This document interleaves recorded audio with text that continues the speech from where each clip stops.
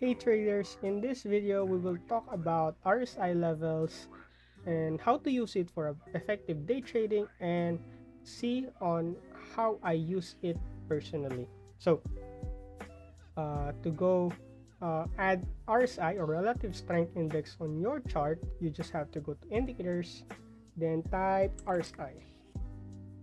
As you can see, there's the relative strength index. Just click on it and this will be the default settings. I'll have to do some modifications for better visualization and just better trading overall. So I'll just close the RSI based MA.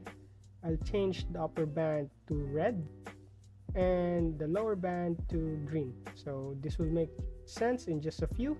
So let's just apply the settings. So the way I use RSI is when the price go over the 70 line, which is the oversold overbought level, so which is above 70, I'll just have to look for any short position. So when it is in the green line or the 30 level or the over sold level, I'll just look for a buy.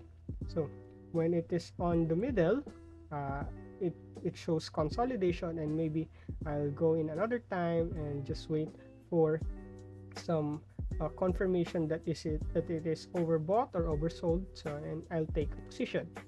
So this is how you add RSI, and this is how I trade RSI as well, and I'll see you in the next video.